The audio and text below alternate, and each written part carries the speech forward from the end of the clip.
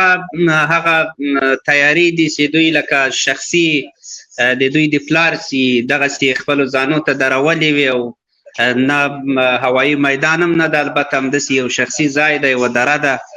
الحمدلله دغه د بیت المال ټول هغه وسایل ورنه راټول سول، کوم چې دوی ځان ته شخصي ساتلي وو. هغه غارو کې کومې غټې غټې اسلحې چې دوی ځای په ځای کړې وې، د ټول افغانستان اسلحې د دې نظام او مخکینۍ دا دوی وړې وې، هغلته یې په پنجشیر کې ساتلې وې. نو دا خو د دې بیت المال او د دې نظام د دې حق و. نو الحمدلله دغه هم ورنه ونیول شولې. دا یو ورزشي میدان دی چې دوی په اوس په نظامي میدان بدل کړی ده، او دا درې الوتکې تاسې وینئ چې په دې کې له دوی نه پاتې دي، او یوه دا دی او یوه الوتکه دا دی، یوه هغه تر شا ده چې درې وړه تخریب دي، له کاره وتلي دي.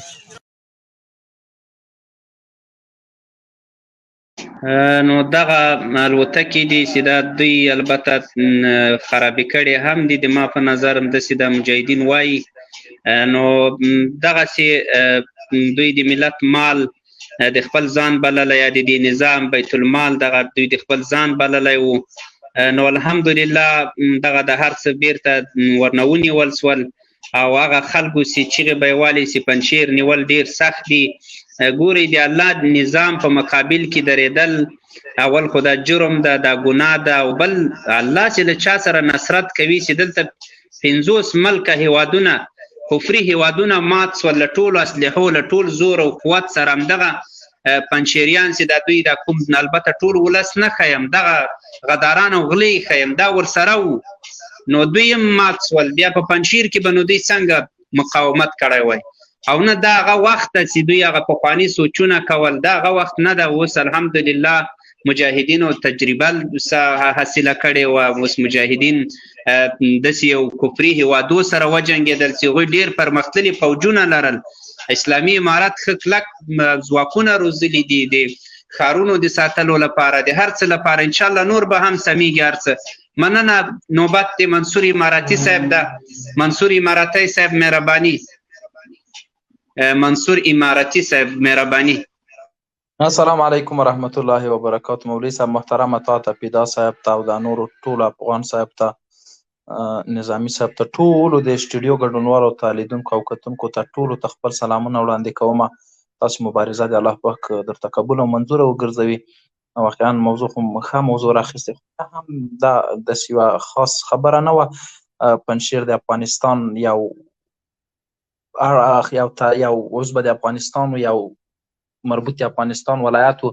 الحمدلله هغه هم فتح سه. هغه د فی الحال په دغه لنډ وخت کې د جاسوسو شبکو، د استرالیایي شبکو، د یهودو د شبکو یو مرکز ګرځېدلی و. تاسې لیده چې یهودیان، اسرائیل یهودیان ټول هر چا یو کس را لېږلی و او پشتیباني یې کول دغه احمد مسعود او له دو خلکو نه. دا هغه جاسوسان و چې په تیر تاریخ 450 کالو کې پنجشیر یو د جاسوسۍ مرکز و. دلته خلکو نو بیا وویل چې پنجشیر ولې ونیو، مجاهدینو ډېر جنګ وکړو، هغه هم ختم سو، دا هم ختم سو، مجاهدین هم کې شهیدان سو. دا د افغانستان د مجاهدینو د طالبانو یو مجبوریت و چې باید نیولی وای، څنګه لکه نور ولایتونه چې فتح سو، دا هم باید همداسې فتح سوی وای. او خلک چې وایي چې دلته تیارې وي، بمبارونه کېده، دا کېده، هغه کېده، کوم سند کله چا سره کومه ویډیو کوم څه د پاکستان کومه تیاره چا لیدلې، کوم سند یې هغه دې وړاندې کا. نو دا ټول د جاسوسو شبکو د نړیوالو استخباراتو کارونه دي. غوښتي چې په افغانستان کې یوه کورنۍ جګړه رامنځته کړي. نو هغه خلکو نه زه هیله کوم او دا خبرداری ورکوم چې دوی د همداسې خبرې نه کوي چې پنجشیر یې ولې ونیو، پنجشیر یې ولې جنګي لارې ونیو. هغو ته د صلح وړاندیز هم 100 وارې وڅه. د امارات غټ خلک ورغله، ورته ویې ویل چې راځئ د خبرې له لارو دا مسله حل کړو. خو دوی غوښتي چې په دې نظام کې یوه غوړه مړۍ ولري، ځان ته یو طرف ولري، هغه قانون بیا یو څه جاري کړه. لکه کابل کې چې تېر عمر کې دوی بدماشۍ کړې وي، دوی خپل بدماشان غله روزلي وو، هغه خلک یې روزلي وو چې خبر نه ورسره کېده. کابل یې ټول اشغال کړی وو، په اشغال کې کابل اشغال کړی وو. چا پورته دوی ته نه سوی کتای، دا یو څه ظالمان دلته اوسېده او د پنجشیر عام خلک یې هم د خپل لاس لاندې بردګان راوستلي وو. هغه یې داسې کړي وو، لکه خپل غلامان یې جوړ کړي وو، خپله زورواکي هلته چلوله، هېچا د دوی په وړاندې باندې غږ نه سوی پورته کوی. د ټول افغانستان قوي قوي نظامي تجهیزات یې وړي وو هلته د خپلې دفاع لپاره، خو دوی نه الله جل جلاله ویر وو چې اسلامي نظام به دلته راځي، دلته به مجاهدین راځي، دا هر څه به د موږ ماتېږي. دوی هېڅ دوی فقط په خپل زور باندې نازېده، دوی په خپلو هغو غلابي په هغو مصنوي قهرمانانو باندې نازېده، لکه امرالله صالح او ناصالح او دا احمد مسعود. نو دا څوک دې دا فکر نه کوي چې پنجشیر کې یا ظلم وسي، یا څنګه چې په نورو ولایتو کې جنګ مخته تللی وو، څنګه چې په نورو ولایتو کې د جنګ اصول هغه د جنګ اصول پنجشیر کې مراعات سوي. هلته به بیا یو والي ټاکل کېږي، هغه والي به هم انشاءالله مجاهد صاحب ویل چې هغه به هم د پنجشیریانو نه وي، هغه هلته به یو ښه نظام یا ښه خدمات به وړاندې کېږي خلکو ته. هلته دومره ظلم او وحشت و چې بیخي بېشانه ظلم او وحشت و. نو دوی ډېر په کبر او په غرور سره هلته داسې کسان اوسېده چې په 40-45 کالو کې دوی ماتې نه ولیدلې. په تېر تاریخ کې هم پنجشیر د جاسوسۍ مرکز و.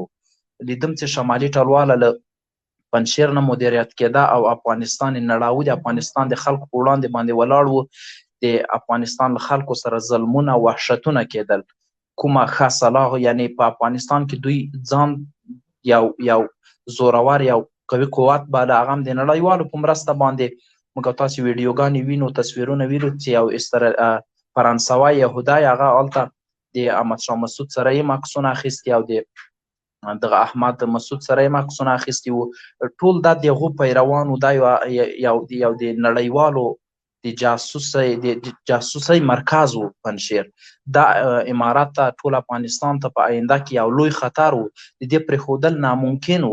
اوس هم امارات له ډېرې ښې رویې نه، له ډېر ښه سلوک نه یې کار واخیست چې هغو ته یې 6 شپې 15 شپې صبر وکړ چې کوم دی چې دا خلک راسي او خبرو میز ته کښېني، له یوې ښې لارې نه توافق ته زموږ سره ورسېږي. نو هلته ظالمان اوسېده، ډېر جابر خلک اوسېده. دلته اوس په دا میډیا کې اصغر صاحب زه یې وینم، په میډیا کې ټولو خلکو دا خبره ګرمه کړې چې پنجشیر کې ولې ظلم وسو.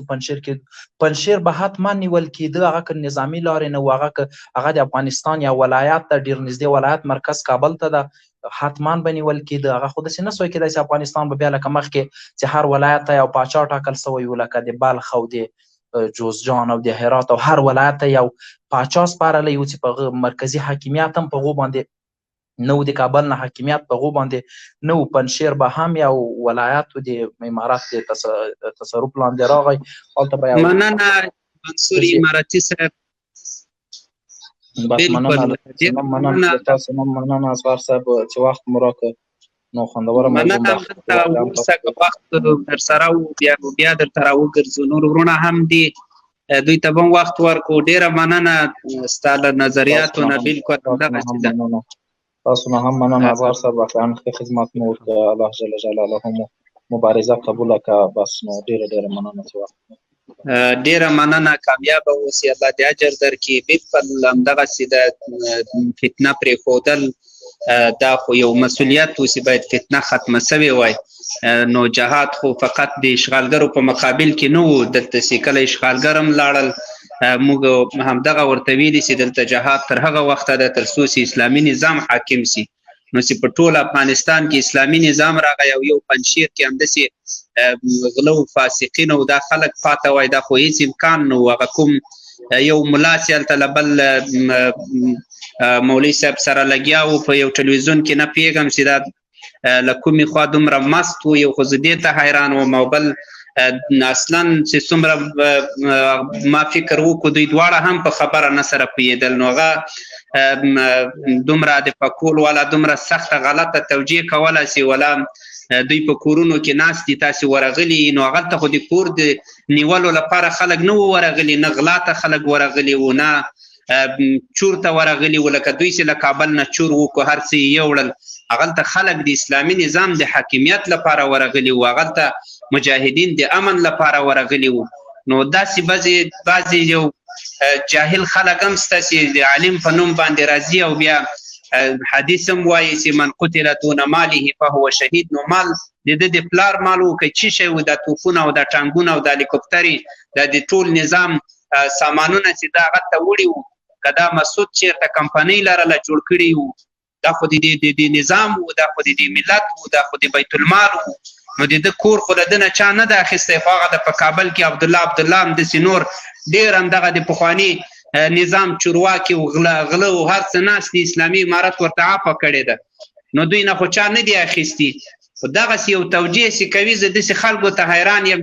او زه خپله له اسلامي امارت له مشرانو نه غواړم، د کمیسیون له مشرانو نه، چې باید په دې رسنیو باندې دوی یو څه هغه وکړي، نظر وکړي. داسې هر سړی خوسی کوي، هغه هر څه وایي، دې نه باید پوښتنه وشي چې تا دغه دلیل چې تا دلته ویو او خبرې ته دې هم له سره غوږ نه نیو. یو عالم چې ځان ته عالم وایي، د هغه به داسې لهجه وي، هغه به په داسې لهجه باندې غږېږي. ته راوړه دلیل دې راوړه، که تا په څه دلیل ورته لرې، خو راوړه سم په منطق باندې، سم شرعي اسلامي دلیل راوړه، حواله راوړه. ته له ځانه لګیا یې پورته کېږي. دغه خو ډېر بل قسم کار ته، او انشاءالله چې مسؤلین دې ته حتما پاملرنه کوي باید، ځکه داسې خلک خو د همدغه ملایان وو، دغه 20 کاله جهاد ته فساد وي، نو نور خو نه وو، خو همدغه خلک وو. دوی خو د امریکا په خلاف هم د جهاد نه مانو، د امریکا په خلاف هم د مبارزه ناروا بلله، همدغه ملایان وو، نور خو نه وو. دغه دومره خلک چې دلته دومره د انقلاب وخت سو، د همدغه ملایانو له لاسه وخت سو. همدغه غلامان چې د امریکا په څنګ کې ولاړ وو، دوی به دغو خلکو ته ویلې تاسې جهاد کوئ، تاسې مجاهدین یې، د امریکا اشغال نه بالو. همدغه خلک وو. عزت هر څه، عفو هر څه په خپل ځای، خو تر چوکاټ وتل دا بیا بېله خبره ده.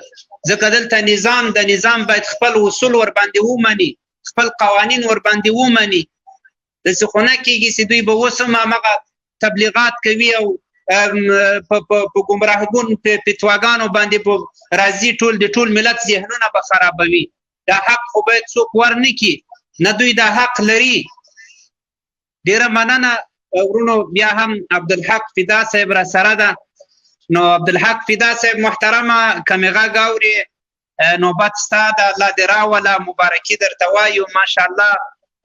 نو د پنجشیر فتح او د ټول افغانستان د فتح مبارکي درته وایو. مایک ته خلاص که فدا صاحب محترمه، مهرباني. السلام علیکم ورحمت الله وبرکاته. محترم اصغر صاحب د سټوډیو ټولو لیدونکو او اوریدونکو ته رب تعالی دې چې جوړ او روغ بیاست، د صحت او عافیت جامې به مو په تن وي. د مال طرفه هم تاسو ټولو ته د 40 ولایتونو بلکې د ټول افغانستان د استقلال مبارکي وایم، عام ولس او مجاهد ملت ته. رب تعالی دې ابد تر ابده اسلامي نظام داسې قایم او دایم ولري. ډیره مننه، کامیاب اوسئ. الله دې انشاءالله چې په افغانستان کې نور بیا داسې ورځې نه راولي لکه دا تېرې چې سولې، او الله جل جلاله دې ټول افغانانو ته توفیق ورکړي چې دغه اسلامي نظام تر شا کلک ودرېږي. نو مننه، مهرباني وکړه. موضوع هم همدغه د پنجشیر ده، بس مبارکي ده، او نور چې هر څه د په زړه کې وي هغه وایه، ځکه موضوع داسې د خوشحالۍ موضوع ده. الحمدلله په ټول افغانستان کې امن راغلی، د موږ او تاسې د شهیدانو وینو رنګ راوړی، او ټول افغانان سره راټول سوي الحمدلله. یو بل قسم فضا د اتفاق او اتحاد ده. دا نسته چې ته طالب پخوا به یو څوک ښار ته نه سوی تللی، تا خپله ماته قصه کړې چې کله روان وي، که دې په یاد وي راته ویل دي چې زه به اوس نه پوهېږم څنګه به ځم، په څه قسم به ځم. یعنې یو دومره چې چا به ډېره غټ مسؤلیت هم نه لرو، خو سفر ته به څومره ورخطا وو. خو نن د اسلامي امارت هغه مینې او محبت ته وګوره، د مشرانو ترحم ته وګوره، هغه خلک چې په سنګر کې ولاړ ټوپک ورسره، او په همدغه فیسبوک کې به یې څومره سخت نشرات کول. الحمدلله ټولو ته عفوه ده. موږ او تاسې څومره د سختۍ شپې تېرې کړې، څومره زحمتونه مو تېر کړل. البته دا د دې لپاره نه وایي الله دې په ریا کې نه راولي، خو دغه حالات ته داسې ګورو چې اسلام په حقیقت سره همداسې د اسلامي نظام باید همدغسې وي لکه دا اوس چې ده، څومره چې موږ دوی ته عفوه کړې ده. الحمدلله. مهرباني فدا صاحب، همدغه کیسې که را سره شریکې کړې هم ښه خبره ده. مننه محترم مولوي صاحب. بېشکه چې قصه همدا ده، خو متاسفانه چې درې خبرې دلته شته. اول دا چې رسنۍ پروپاګند جوړوي او د خلکو ذهنونو کې تشویش اچوي. دویمه خبر ده چې څوک له هغه نه مخامخ نظارتن لیدنه وکړي، هغوی ته هر څه په خپله معلومیږي او هغوی بیا حقایق درک کولی سي. څلورمه خبر ده چې د هغوی له منځه د پښتو او فارسي خبرې ووتلې. که درته ووایم چې په ډېر لنډ وخت کې په همدې اوسو شیبو کې دلته بعضې ملګرو را سره دا خبر شریکه کړله چې حتی ډېر سخت ټینګار یې کوی چې پنجشیر مطلقا بیخي نه ده نیولی، په همدې خاطر باندې چې هغوی غیرتیان دي، هغوی پارسیبانان دي، په تېر انقلاب کې نه ده ترې نیولی. نو اوس هم د ذبیح الله مجاهد صاحب بیا هم خدای مه کړه د دا نورو مشرانو خبره دروغ ده، او حتی چې ویډیو رسمي ویډیو یې راغلې ده او تایید شوي خبرونه هم دي. نو متاسفانه دومره به ووایم چې زموږ د عام ولس ذهنیت اول وار رسنیو خراب کړی ده. دې رسنیو زموږ او ستاسو د عام ولس ذهنیت دومره تر دې اندازې خراب کړی، حتی چې رسما دقایق هغه ویډیو ورښکاره هم کې لا یې هم زړه ته نه لوېږي. دویمه خبر ده قومي ترې نه ووتلې، لله الحمد په امارت کې قومي نسته، هغه که پارسیبان ده، که تاجک ده، که ازبک ده، که پښتون ده، ټول یو موټ او ورونه دي او لله الحمد سره یو ځای شول.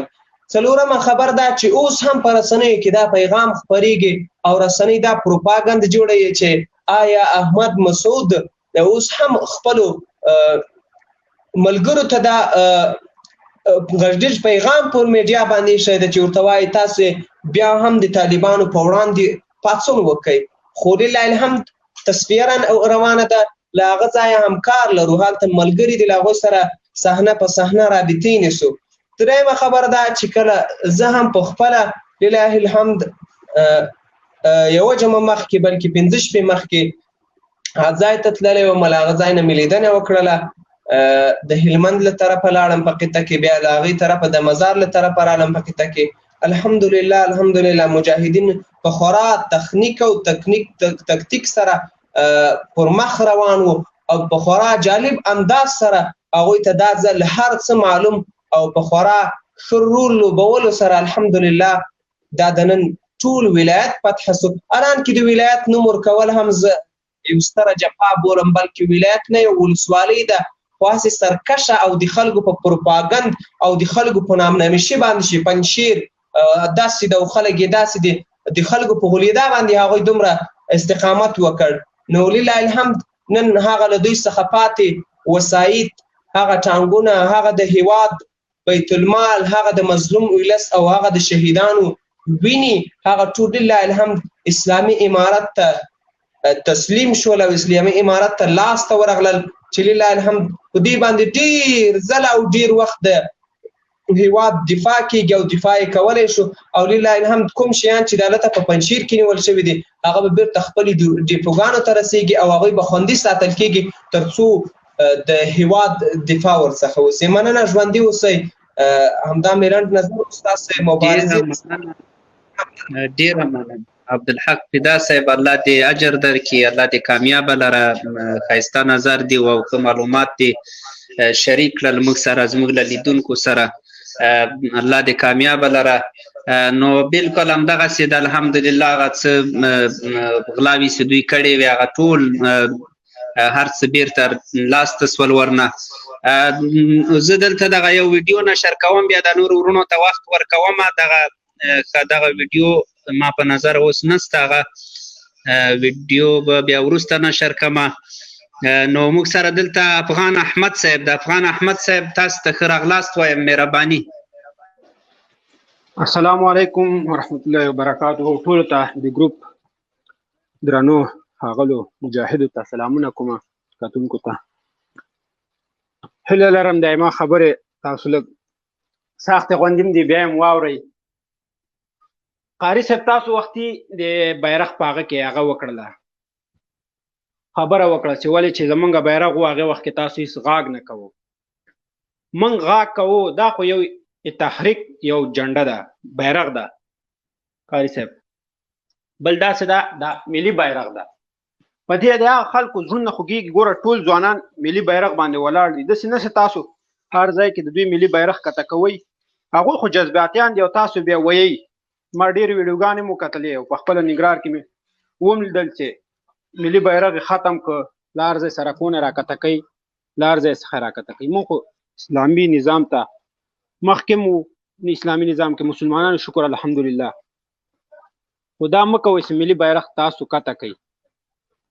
هیله لرم دې سره ولې ټول ځوانان د ملي بیرغ سره مینه لري. آیا که مجاهد ده او کار څوک ده، خو دواړو یو کلمه لیکل شوې ده. له دې سره تاسو څه تضاوت لرئ؟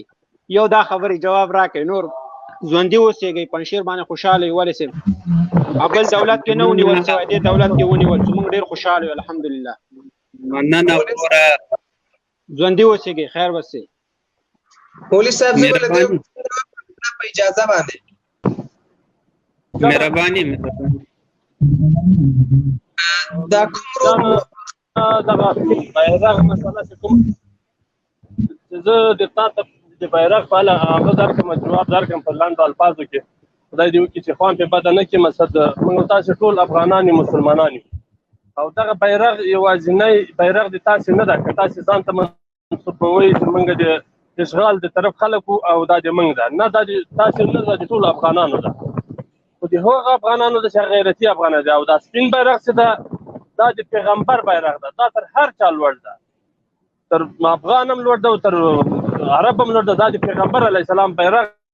دې بیرغ ته ټول امنا وکړو، په دې باندې دې یو قهرماني کړې. هغه بیرغ هم یو قهرماني ګټلې وه، ازادي یې اخیستې افغانستان ته، او دې ازادي واخیستله. که په دې باندې تاسې خوا بدوئ په بیرغ موږ ته نه ډوډۍ راکړي نه اوبه راکړي، او په دې باندې هغه ځوانانو نه د موږ لطفا هیله ده چې دغه مسلو ته باید چې محمد صاحب وبخښه یو پوښتنه کوم. آیا تاسو کولی هم چې تاسو دې سره خواته خپل بیرغ ولګوئ؟ سپین بیرغ خو چې دا هغې باندې کلمه لیکل شوې، هغه خو د ټول افغانستان ټولو مسلمانو دا سپین بیرغ ده. باید تاسو وکړئ چې دې سره خواته سپین بیرغ ولګوئ. دا خو نه چې تاسو هغه بیرغ کته کوي او لاندې کوي. موږ خو ټولو ته احترام لرو. محترمه محمد صاحب ستا आवाज بند کیږي. دغه فدا صاحب څه ویل غواړي دته؟ فدا صاحب مهرباني وکړه. مولوي صاحب افغان احمد ورور ته به زه صرف دومره ووایم، نظام چې بدلون کله وکړي په هغې کې د تا بیرغ ولاړ و، ستا نظام هلته موجود و، له هغه بیرغ لاندې تا هر څه کول او هغه بیرغ د تا په کنټرول کې و. له هغه بیرغ لاندې تا هغه چمونه او هغه ظلمونه هغه کیسې وکړلې چې حتی هغه بیرغ جګول نن د موږ لپاره چې موږ د اسلامي نظام لپاره درېدلي، د موږ لپاره ستر پیغور ده. یقین په خدای وکړه چې پیغور ده. او حتی ازادي چې راوړې ده هم د سپین بیرغ راوړې. بل لامل یې دا ده چې کله واک یو چاته وسپارل شي، بیا کور، مال، وطن، کوم وسایط، حتی د علي بطریا پورې ټول بیا د هغه په واک کې. نو آیا نظام د موږ او بیرغ د تاسو بیرغ منو؟ بالکل منو، ملي بیرغ ده، د وطن بیرغ ده. خو حتی چې کله نظام اسلامي نظام ته ولوېدو، بیا په اسلامي نظام کې درې رنګه بیرغ نه راغلی ده، نه به څوک ثابته کړي او نه به راسي له دې وروسته. او بیرغ مو کټ کړی ده په خپلو لاسو باندې، اوس هم په دفترونو کې په هر دفتر کې پروت ده. حتی که نن تاسو خبر کتلی ملا برادر اخون هم بیرغ دغه ملي بیرغ تر څنګ ولاړ او خبرې کړې دي. بیرغ ته چا به عزتي نه عبدالحق فدا صاحب ډیره مننه. دا د موږ د مسؤلینو فیصلې دي. موږ په دې کې نه غواړو چې دوی ته داسې قضاوت وکړو چې دا یا منو یا نه منو. موږ بیرغ ته احترام لرو، البته په دې خاطر چې دا د احمدشاه بابا بیرغ ده، دا د موږ د تاریخ بیرغ ده. نه د دا خلک دا بیرغ ځان ته منسوبوي چې څوک د اشغال ګوډاګیان وو، چا چې د اشغال لپاره دلته لابي کوله، چا چې څوک چې دلته د امریکایانو په ټانګو سپاره ګرځېدل. دوی خو د اصلا د بیرغ خبره له سره نه کوي. بیرغ پرېږده او د موږ مشران پرېږدي، هغوی چې د افغانستان په خاوره جغرافیه اول خو د اعلای کلمت الله لپاره او بیا د خاورې د ازادۍ لپاره قرباني ورکړې ده، هغوی بیا په دې هم پوهېږي چې دا بیرغ د چا بیرغ ده او دا بیرغ سره څه وسي. بیرغ د ټولو افغانانو بیرغ ده. دې ته به نظام راتلونکی نظام چې اوس اعلانېږي، دوی به خپل اصول ورته جوړوي، خپل خبره به کېږي په دې باندې. دلته د افغانستان ولسونه مشران دي، دا داسې خبره نه ده چې دلته موږ خو له بیرغ سره څوک ستونزه نه لري او نه بیرغ چیرته کوز سوی ده او نه څوک بیرغ ته په بد نظر ګوري. سمه خبره ده چې دلته نظام بدلون وکړو د امنیت لپاره، د صلح لپاره. همدغه عبدالحق صاحب دغه هغه کبان